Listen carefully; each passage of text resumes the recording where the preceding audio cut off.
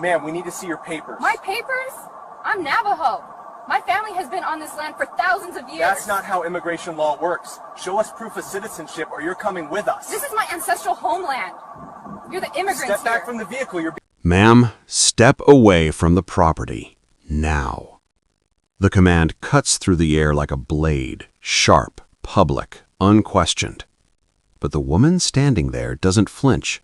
Not a step back, not a nervous glance, nothing. Instead, 34-year-old Ayanna Redbird tilts her head slightly, eyes locked onto the man in front of her, a federal ICE agent who clearly expects compliance. What she says next? It changes everything. This is my land. Silence. Not the calm kind, the heavy kind, the kind that makes people stop what they're doing and look. Cars slow down. A neighbor across the dirt road lifts their phone, already recording. Another voice mutters, "Oh no, this is about to get bad."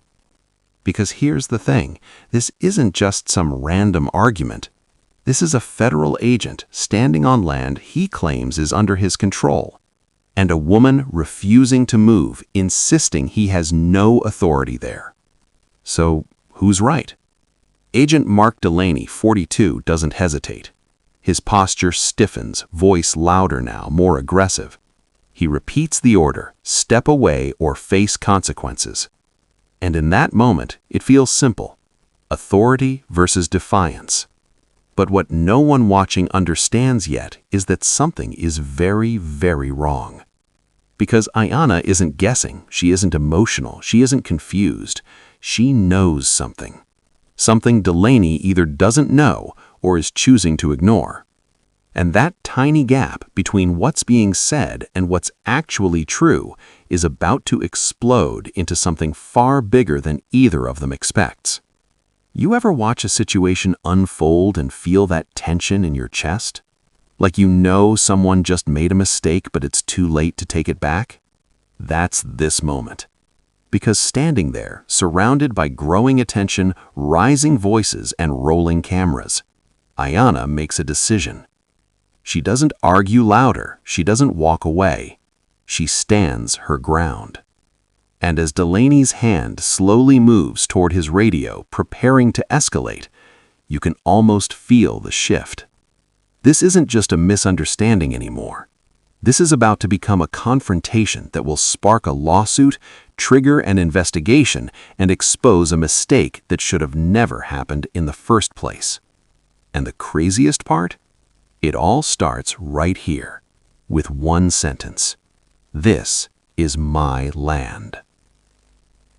Just hours before that heated standoff, none of this existed. No shouting, no cameras, no federal agents making demands. It was just another quiet morning.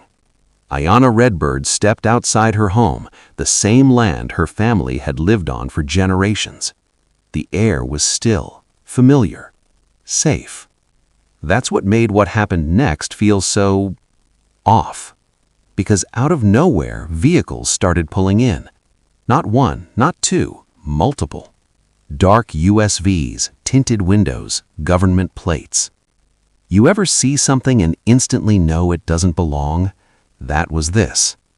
At first, Ayanna didn't panic. She assumed it might be utility workers or surveyors, maybe a mistake. But then she noticed how they moved. No one knocked, no one introduced themselves. They just spread out, walking the land like they already owned it. That's when the uneasiness kicked in. So she did what anyone would do. She approached, calm, respectful. "Hey, can I ask what's going on?" Simple question, right? But the response she got, not simple at all. Agent Mark Delaney stepped forward, cutting her off before she could even finish. No greeting, no explanation, just control. "You need to step back. This area is part of an active federal operation." An operation? On her land? That didn't make sense. And here's where things start to shift. Because Ayanna wasn't just some bystander who didn't understand what was happening. She knew exactly where she was standing, and more importantly, what that land legally represented. Protected tribal land, recognized boundaries, clear jurisdiction.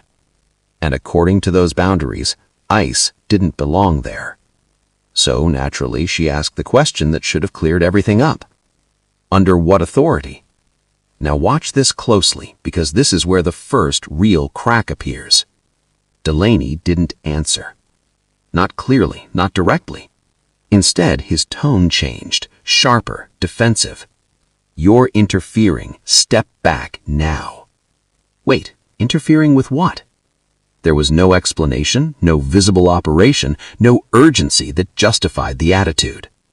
And that's when Ayanna felt that shift from confusion to something else, something more targeted.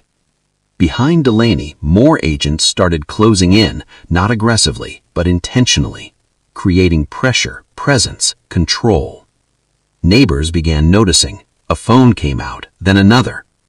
And suddenly, what should have been a simple conversation was turning into a scene. But Ayanna didn't back down. Not because she wanted conflict, but because something wasn't adding up. And deep down she knew one thing for sure. If she walked away now, she might lose control of something far bigger than just that moment. Then Delaney said something that changed everything. "If you don't comply, you could be detained." Detained. On her own land. That's when Ayanna made a quiet, calculated move. She reached for her phone, not to call for help, but to record. Because in that instant, she realized this wasn't going to end with a simple explanation. Last warning. That's how Agent Delaney says it this time, slower, louder, like he wants everyone within earshot to understand exactly who's in control. But something's changed, because now he's not just talking to Ayanna, he's talking to the cameras. Phones are up everywhere, neighbors, bystanders, even someone sitting inside a parked car filming through the windshield. Every angle is being captured, every word is being recorded, and Ayanna knows it. So instead of reacting emotionally, she does the opposite. She gets calmer. "Can you explain your jurisdiction here?" she asks, steady, controlled. Simple question, again and again. No clear answer. Now pause for a second, because this is where the tension really spikes. If this were a legitimate operation, wouldn't that be the easiest question to answer? But Delaney doesn't answer it. Instead, he steps closer, too close. You can feel it shift. The space between them tightens. The tone gets heavier. "You're interfering with a federal investigation," he snaps. There it is again, that word, interfering. But interfering with what? Ayanna doesn't raise her voice. She doesn't match his aggression.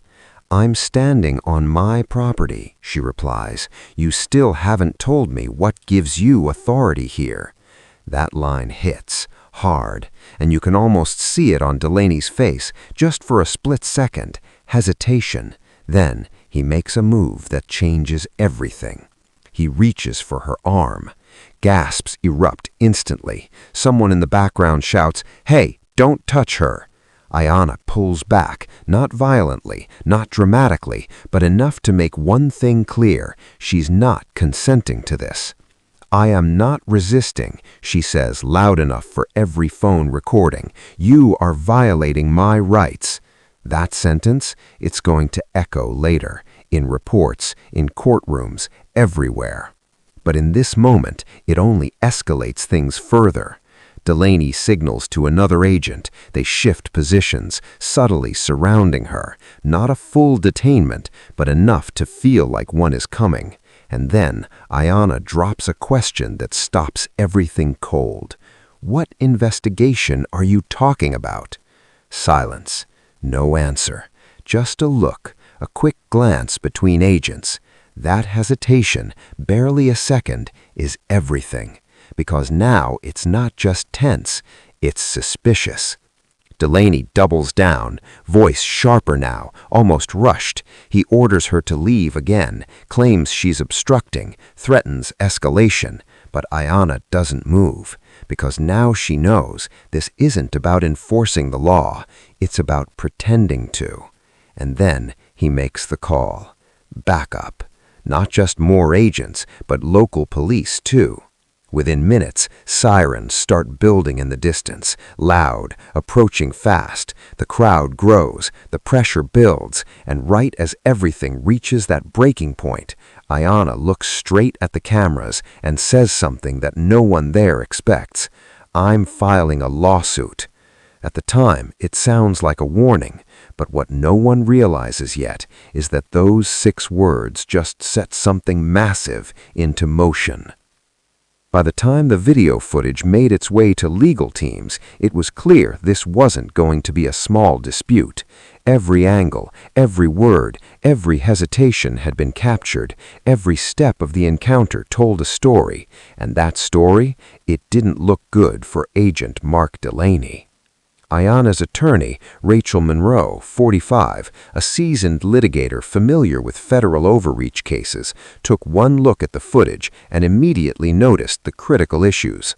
First, there was no authorized ICE operation on Ayanna's land, none, not a warrant, not an emergency, not any documented reason for federal intervention.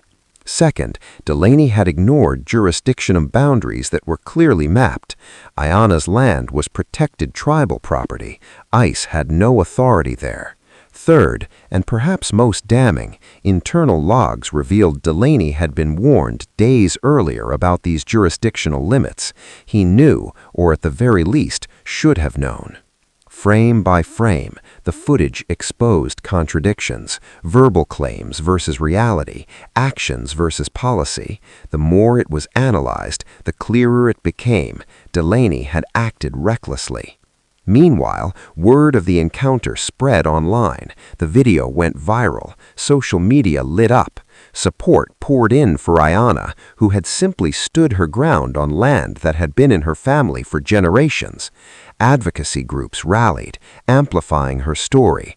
Pressure mounted not just on Delaney, but on ICE and local law enforcement. The stakes were escalating fast.